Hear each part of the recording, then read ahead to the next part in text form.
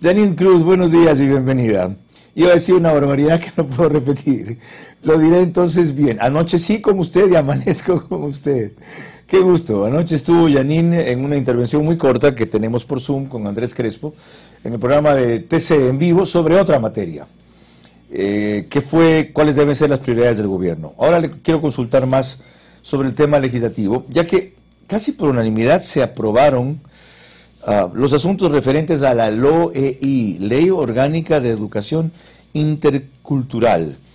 Quiero saber cuáles son los aspectos destacados de esa ley y por qué el Ejecutivo no la debería vetar o en qué aspectos, si caben todavía vetos, porque cierto es que reclamamos a la Asamblea legislar y cuando lo hace, y en este caso con casi unanimidad, hay en cambios duda e inconformidad, o sea, palo porque bogas, palo porque no bogas. ¿Qué avances comprende esta ley? Bienvenida. Buenos días, estimado Carlos. Bueno, un abrazo a todo el país que nos ve en este importante espacio. Es importante decirle al Ecuador que esta es una de las leyes históricas que se ha logrado reformar, con más de 140 artículos y en su totalidad casi un cambio del 80% de la reforma de la ley anterior. Lo medular de esto, lo sensible de esto, es justamente acatar la recomendación y la sentencia por parte de la Corte Interamericana de Derechos Humanos, cuando le llamó la atención al Estado ecuatoriano y le dijo: señores, ustedes no tienen un sistema y mecanismo para prevenir lo que es la violencia escolar. Este capítulo que recoge esta norma tiene la incorporación de estos mecanismos para evitar que se sigan dando la violencia escolar, los abusos sexuales.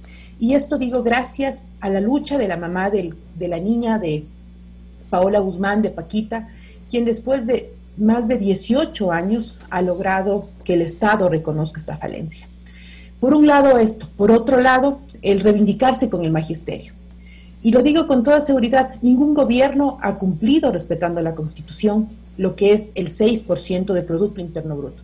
Nos parece que es imposible, pero reza en la Constitución y nadie ha criticado que ha logrado, los gobiernos no han tenido ese compromiso. Y lo voy a decir porque el magisterio durante 13 años ha permitido llevar proyecto tras proyecto a la Comisión de Educación y jamás han desempolvado o han logrado sacar lo que es la remuneración justa. Así que dentro de este proyecto nosotros estamos estipulando que el salario de un maestro no puede ser menos de 2,5 salarios básicos unificados, es decir, aproximadamente de $1,000 en ascendencia, para que ellos puedan ir recategorizándose y puedan mejorar sus condiciones salariales. Janine, le confieso que no he leído el texto de la ley, por eso de repente el detalle de las preguntas. Me consuelo porque el público tampoco lo conoce en detalle y puede verse beneficiado de lo que vaya a preguntar.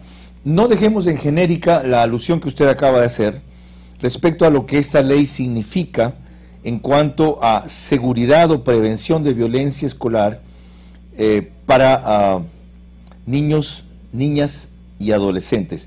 ¿En qué momento, con qué articulado, con qué normativa, como dicen ahora y está de moda, llega a esa prevención, a esa defensa? ¿Qué es lo que establece la ley? Bueno, primero el poder reconocer de que ningún centro educativo tenía las alertas o los mecanismos para detectar realmente qué es lo que estaba pasando al frente de los centros educativos. Aquí se define lo que es un plan de educación sexual integral en las instituciones. Y esto es decir a los estudiantes qué es acoso, cómo puede el estudiante poder denunciar esto. Y por supuesto la institución tiene que cruzar información inclusive con el seno familiar para poder descubrir, identificar cuál es el comportamiento del menor. Los padres de familia, los docentes, las maestras conocen cuál es el comportamiento de cada uno de los estudiantes. Entonces, lo que antes era una directiva, ahora se convierte en una norma, ¿es eso? Exacto, en una norma. Inclusive aquí tenemos la tipificación de lo que es violencia escolar, de lo que es acoso escolar, de lo que es hostigamiento académico, y se incorpora obviamente a las recomendaciones por parte de la CIDH, que le dice al Ministerio de Educación: señores, tienen que capacitar a los estudiantes, tienen que ir de la mano con información con sus familias, tienen que cruzar información con la Fiscalía, con la Comisión de Derechos de Niños y Adolescentes, es decir, se articula en este caso con las instituciones de educación del Estado esta clase de alertas para evitar que se den los abusos sexuales. Por ejemplo, Carlos... Ahora entiendo el valor, ahora entiende el valor, con razón. Lo otro, vamos a lo de los profesores. Usted dice, cumplimos con los maestros comunitarios reconociendo su derecho a la seguridad social. ¿Antes no la tenían?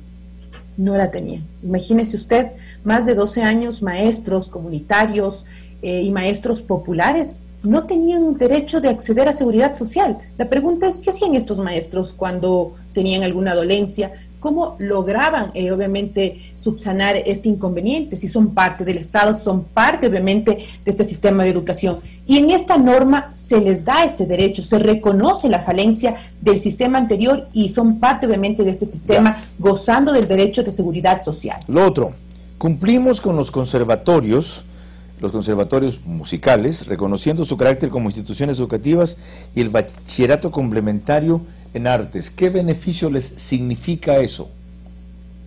Primero, se sustituye el fracasado bachillerato general unificado por lo que es bachilleratos en especialidades como ciencia, técnico, productivo y en artes.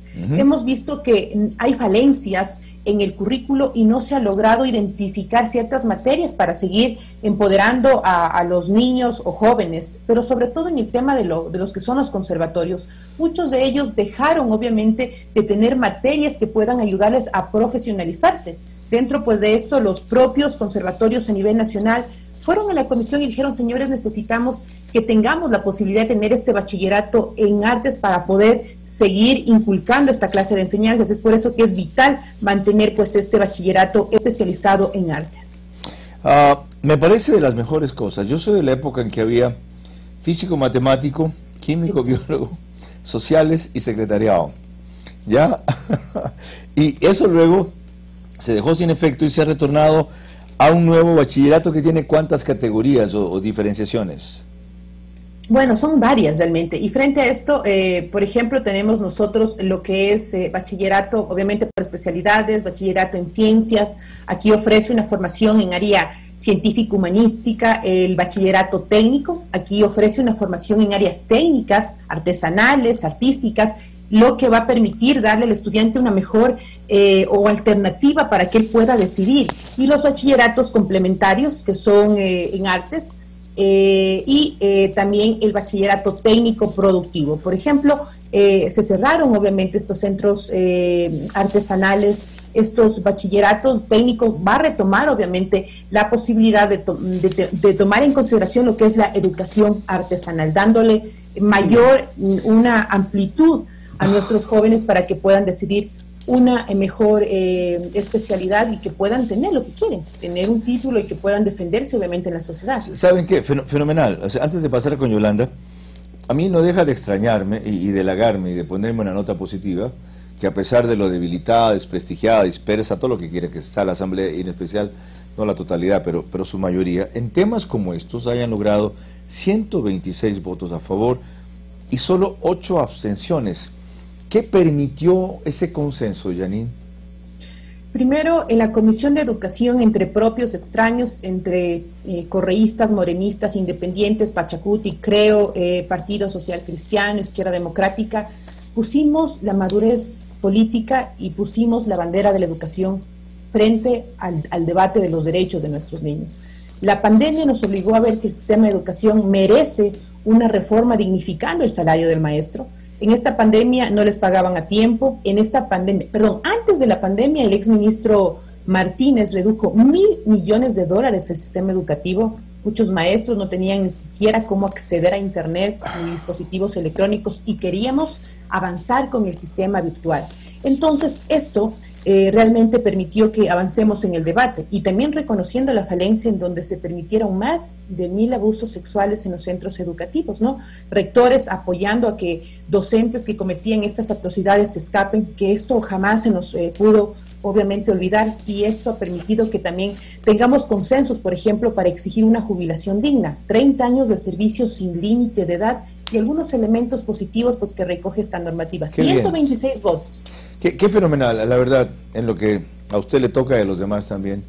Felicitaciones y gracias. Nos dan una voz de aliento tan necesaria en un momento tan oscuro, prendiendo luces. Yolanda prosigue la conversación con Janine Cruz. Qué gusto, asambleísta, conversar con usted. Muchas de las reformas a esta ley revierten los cambios introducidos por el gobierno de Rafael Correa. ¿Cuáles destaca usted como las más significativas?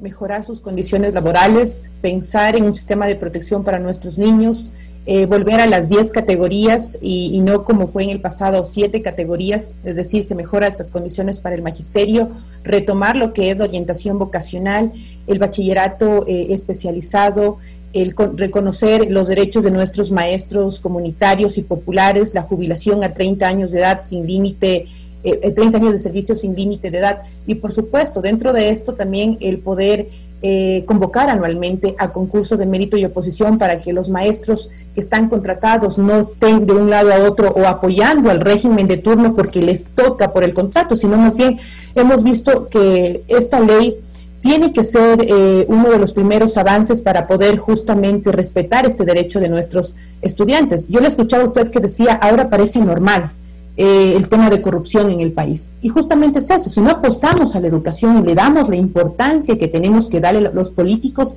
esto no va a cambiar, esta realidad no va a cambiar. La política, la educación humaniza, pero la lucha de este gremio también ha transformado y esta es una ley que puede decirnos a los ecuatorianos que de alguna manera damos un paso importante en la reivindicación de los derechos de los docentes, de nuestros niños y niñas. Pero qué curioso, ¿no? Porque un gobierno como el de Rafael Correa, que hablaba de que era totalmente popular y pro derechos de las clases más necesitadas, no se compadece con ese discurso. O sea, más bien ahora se está introduciendo lo que en ese entonces no se hizo. ¿Qué es lo que se vio? ¿En qué condiciones, qué condiciones garantiza esta ley que no tuvieron antes, por ejemplo, para los docentes? Bueno, el tema de los docentes es eliminar el tema de la persecución al magisterio. Usted recuerda que antes un ministro, el exministro Espinosa, les hizo firmar una cláusula de conciencia al magisterio, donde no podían quejarse de la persecución interna y donde les obligaban al magisterio a salir a protestas y a poner parte de su sueldo para el proyecto político, porque fueron las denuncias. Y lo más complicado es que guardaron silencio frente a los abusos sexuales. No pueden sostener lo que se dio durante tantos años en el gobierno anterior. Por eso yo saludo el hecho que haya predominado la coherencia con la educación y la madurez política, porque fueron 126 votos, solamente 8 abstenciones del correísmo, lo que nos da la razón que es una de las mejores normas que se ha logrado en este caso poder aprobar en la Asamblea Nacional. Por eso el presidente de la República tiene en sus manos uno de los elementos más importantes para darle la importancia a la educación y para reivindicar obviamente el derecho del magisterio como de nuestros niños y niñas.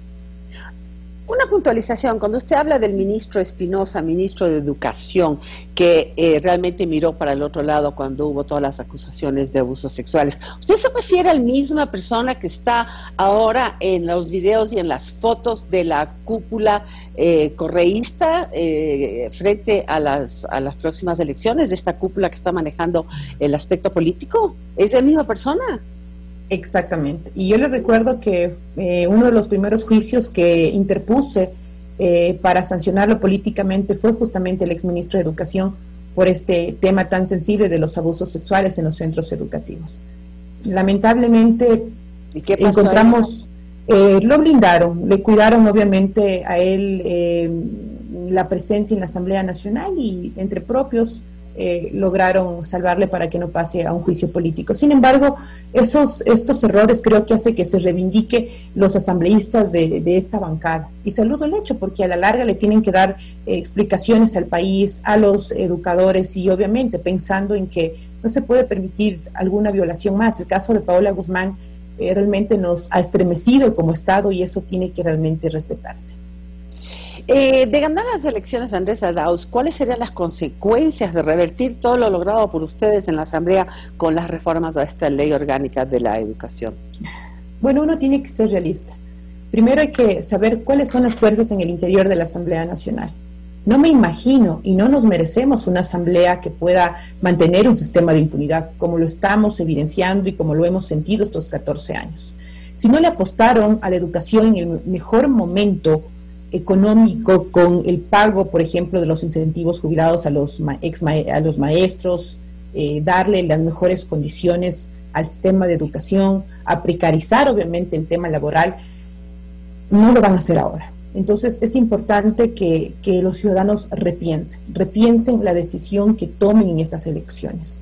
O volvemos a ese sistema donde la impunidad fue carta importante como la persecución al magisterio y solapar las violaciones sexuales, o damos un paso importante para primero respetar el 6% de lo que corresponde al sistema de educación y le apostamos a un sistema que garantice los derechos fundamentales de nuestros niños. Yo considero que uno de los pilares importantes que va a tener el presidente en esta nueva jornada será justamente el tomar la bandera de la educación. Ya nos ha dejado muchas secuelas. Hay muchos niños que no están en el sistema educativo, que las desigualdades están a la luz del día, y si queremos cambiar realmente este timón del país, tenemos que apostarle a lo más sensible, que es educación y salud. Y por supuesto, si el exministro Richard Martínez cometió lo peor que pudo haber hecho en educación, recortar $1.000 millones y que la Corte Constitucional nos dio la razón, se tiene que devolver ese dinero para poder inyectar a una cartera tan importante como la de educación.